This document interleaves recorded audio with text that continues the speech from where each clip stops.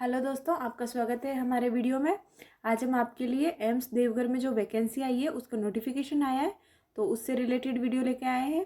ये नोटिफिकेशन आज की डेट में ही आया हुआ है 27/10/2023। तो चलिए देखते हैं कौन कौन सी पोस्ट के लिए वैकेंसीज आई हुई है। Opening date of online application इसकी आज से ही शुरू हो रही है, यानी कि 27/10/2023 से। और जो इसकी closing date of online application है वो 16/11/2023 तक रहेगी। नेम ऑफ द पोस्ट है, ग्रुप है, पे लेवल है, फिर उसके बाद में वैकेंसी दी हुई है और उसके बाद में कैटेगरीज दी हुई है। तो जो सबसे पहले है वो है असिस्टेंट एडमिनिस्ट्रेटिव ऑफिसर। इनका जो ग्रुप है वो बी रहेगा, पे लेवल जो है इनका 7 रहेगा और वैकेंसी पोस्ट जो है इनकी 1 है। उसके बाद में लाइब्रेरियन ग्रेड 1 है और इनका भी ग्रुप बी है, लेवल 7 है और वैकेंसी इनकी 1 है। मेडिकल सोशल वर्कर है, इनका ग्रुप बी है, लेवल जो है वो 7 है और वैकेंसी जो है इनकी 1 है। इसके बाद में जूनियर अकाउंट्स ऑफिसर है, इनका जो ग्रुप है बी, लेवल 6 और जो वैकेंसी है वो 2 है। उसके बाद में टेक्निकल असिस्टेंट है, टेक्नीशियन जो है ग्रुप बी, लेवल 6 और जो वैकेंसी इनकी 1 है। उसके बाद में लाइब्रेरियन दिया हुआ है, लाइब्रेरियन ग्रेड 3, तो इनका लेवल भी जो है वो 6 है, ग्रुप बी है और जो इनकी टोटल वैकेंसी है वो 2 है। ऑफिस असिस्टेंट है, ग्रुप बी, लेवल 6 और टोटल वैकेंसी इनकी 5 है।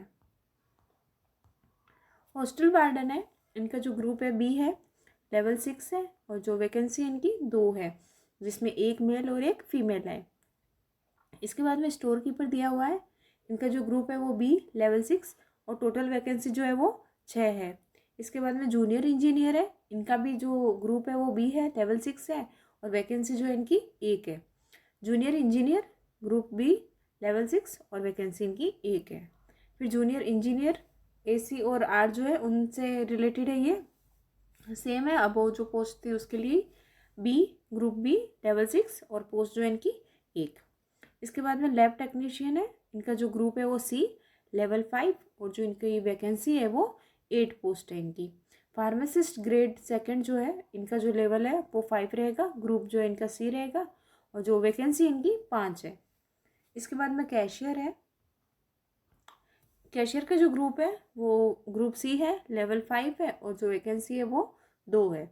इसके बाद में लैब अटेंडेंट ग्रेड 2 है, इनका जो लेवल है वो 2 है और जो इनका वैकेंसी है टोटल वो 8 है और ग्रुप जो इनका C है। इसके बाद में जूनियर वार्डन दिया हुआ है, तो इनका भी जो लेवल है वो 2 है, वैकेंसी जो है वो 4 है और इनका ग्रुप जो है वो C रहेगा, जिसके अंदर से इसमें मेंशन किया हुआ है 2 मेल, 1 फीमेल और 1 और फीमेल। कैटेगरी के अकॉर्डिंग इसमें मेंशन है। फिर जो है वो हॉस्पिटल अटेंडेंट ग्रेड 3 है, नर्सिंग ऑर्डरली जो है और इनका जो ग्रुप है वो C, लेवल 1 और इनकी जो पोस्ट है वो 40 है। तो आप देख सकते हैं कि टोटल नंबर ऑफ वैकेंसीज कितनी है, तो 91 वैकेंसीज यहाँ पे शो हो रही है। इसके बाद में जो है वो नोट्स दिए हुए हैं, नोट 1 और नोट 2, तो इसे आप ध्यान से पढ़िएगा जब भी आप वैकेंसी को फुलफिल कर रहे हैं, जब भी आप इसे फिल कर रहे हैं, देखिएगा। मेडिकल फिटनेस, फिर फाइनल डिसीजंस, डिस्क्वालिफिकेशंस, सब कुछ दिया हुआ है। सिलेक्शन प्रोसीजर है, फिर इसके अंदर आगे नोट भी दिए हुए हैं, टेस्ट सेंटर्स कैसे रहेंगे। इन्होंने जो टेंटेटिव सेंटर्स दिए हैं वो न्यू दिल्ली, दिल्ली NCR, कोलकाता, बेंगलुरु है। इसके बाद में जो एडमिट कार्ड फॉर CVT वगैरह है वो उनके बारे में दिया हुआ है। रिजोल्यूशंस ऑफ टाई केसेस दी हुई है। फिर result of CBT, document verifications, final result, age relaxations. इसके अंदर आप देख सकते हैं कि कैटेगरी के वाइज जो है वो मेंशन किया हुआ है।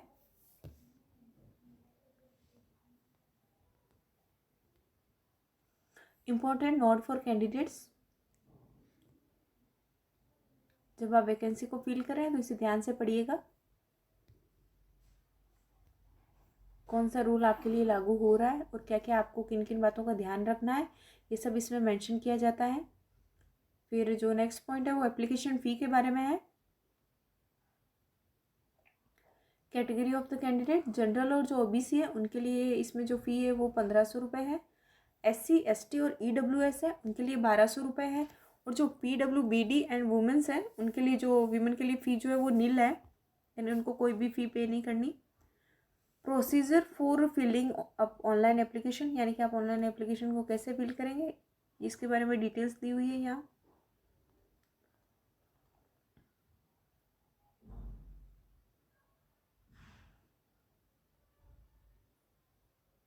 फिर जनरल इंस्ट्रक्शंस दिए हैं कि आप किन किन बातों का ध्यान रखेंगे।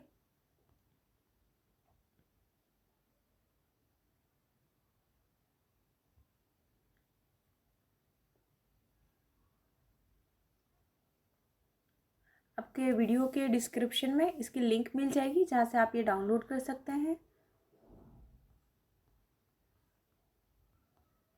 और आप जिस भी पोस्ट के लिए अप्लाई करना चाह रहे हैं उस लिंक के थ्रू अप्लाई कर सकते हैं। तो अगर आपकी प्रिपरेशन है तो ये आपके लिए एक गोल्डन चांस है, काफ़ी अच्छी वैकेंसीज निकली हुई है। और ये जो नोटिफिकेशन है इसमें एक सिलेबस का भी जिक्र किया हुआ है कि क्या क्या सब्जेक्ट्स हैं अकॉर्डिंग टू पोस्ट।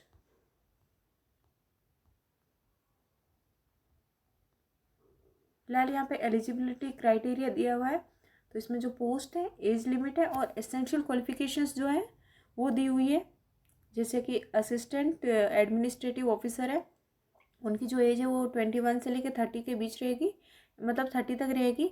और जो इनकी एसेंशियल क्वालिफिकेशंस है वो डिग्री फ्रॉम रिकॉग्नाइज्ड यूनिवर्सिटी और इट्स इक्विलिएंट। और नीचे जो है वो डिज़ायरेबल दिया है। डिज़ायरेबल जो है वो मैंडेटरी नहीं होता है, लेकिन जो एसेंशियल क्वालिफिकेशंस है वो मैंडेटरी क्वालिफिकेशंस है। फिर जो है वो लाइब्रेरियन ग्रेड 1 के लिए है। इनकी जो एज दी हुई है वो 21 से 35 वर्ष है।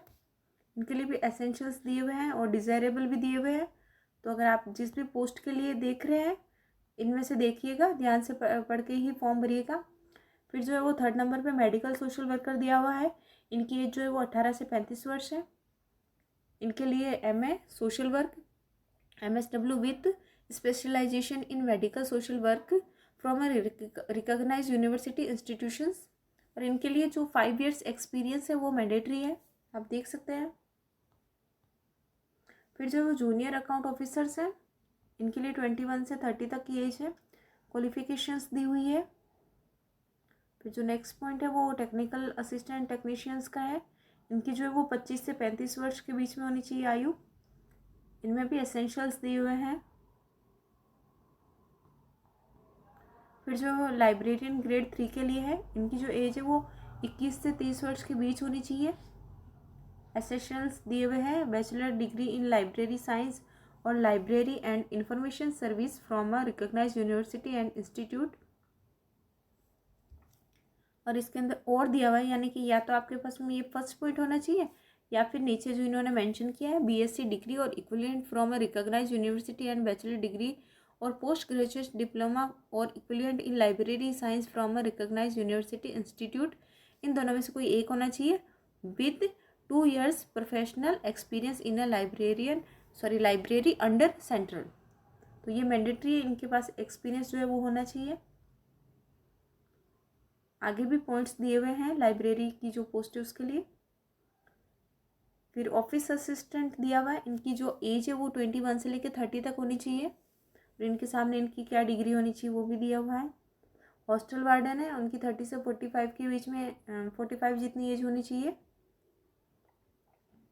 सामने इनके क्वालिफिकेशंस दी हुई है। स्टोर कीपर 18 से 35 साल, एसेंशियल क्वालिफिकेशंस दी हुई है। फिर जो जूनियर इंजीनियर सिविल, उनकी जो एज है वो 30 years तक होनी चाहिए। पोस्ट के सामने एज और उसके बाद में क्वालिफिकेशंस दी हुई है। फिर जो जूनियर इंजीनियर, इनकी भी 30 years जितनी होनी चाहिए। इसके बाद में जूनियर इंजीनियर जो इनकी जो मेंशन किया हुआ है बीच में, एज नॉट एक्सीडिंग 30 years, यानी कि इनका जो है वो 30 साल से ऊपर नहीं होनी चाहिए एज।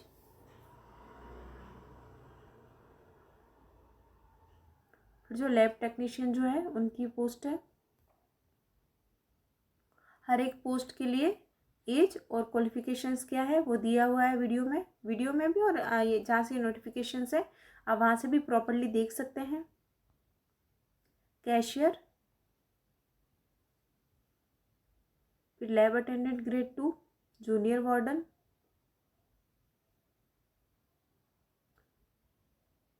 हॉस्पिटल अटेंडेंट ग्रेड 3,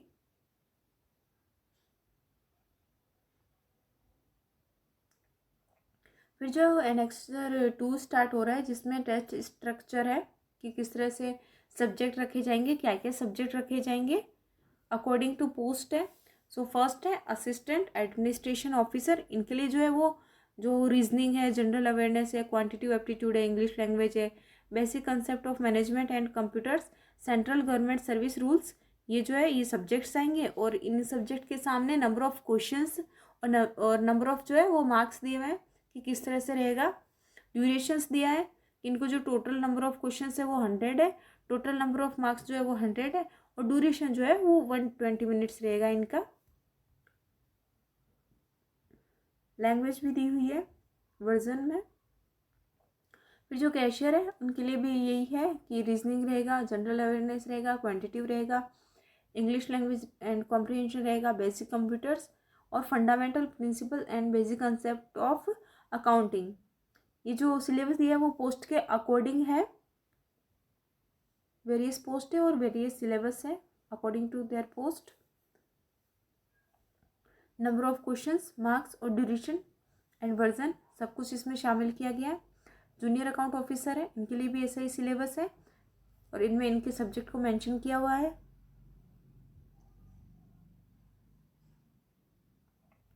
इनका भी क्वेश्चंस जो है वो 100 रहेंगे और इनके मार्क्स भी 100 रहेंगे। फिर जो जूनियर इंजीनियर है, तो आप जिस भी पोस्ट के लिए अपना अप्लाई कर रहे हैं आप सब्जेक्ट देख सकते हैं कि आपकी पोस्ट में क्या क्या सब्जेक्ट आने वाले हैं।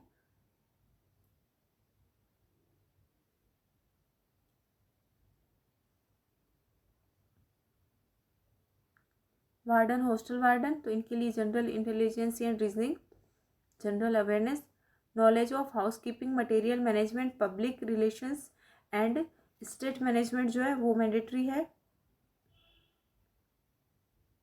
इनके सामने मार्क्स वगैरह सब कुछ दिए हैं कि कैसे क्वेश्चंस होंगे, कितने क्वेश्चंस होंगे और कितने मार्क होंगे और क्या टाइम रहेगा। फिर जूनियर वार्डन है, इनके सामने भी सेम दिया हुआ रहेगा। फिर लैब टेक्नीशियन का है,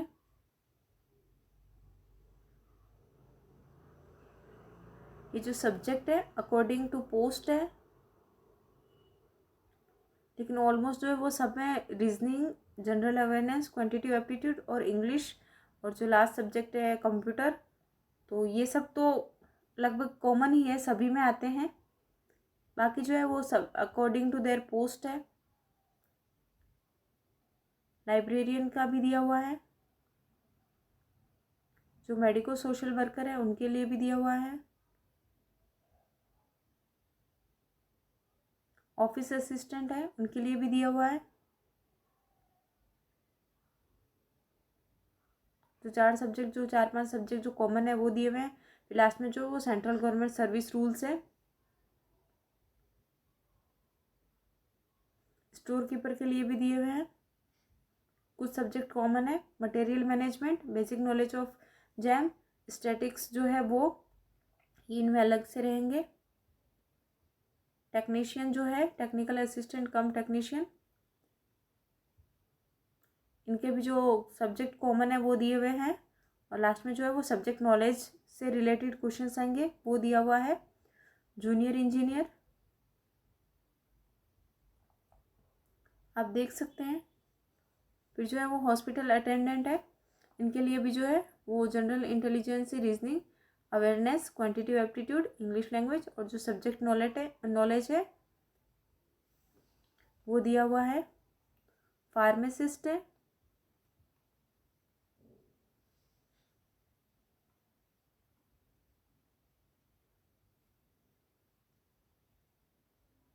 सो ये जो वैकेंसी है वो देवघर के लिए थी।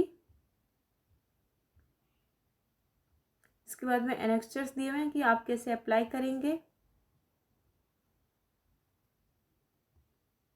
फोटोग्राफ जो है वो कितनी साइज़ की होनी चाहिए, सिग्नेचर वगैरह सब कुछ इसमें दिया हुआ है। सो जब भी आप फॉर्म फिल कर रहे हैं इन सारी बातों का ध्यान रखेंगे। और मेरा हमेशा ये इंटेंशन रहता है कि जैसे ही मेरे पास कोई भी नोटिफिकेशन आता है या कहीं से भी मुझे जानकारी प्राप्त होती है तो मैं उस चीज़ को आप लोगों के साथ शेयर करूं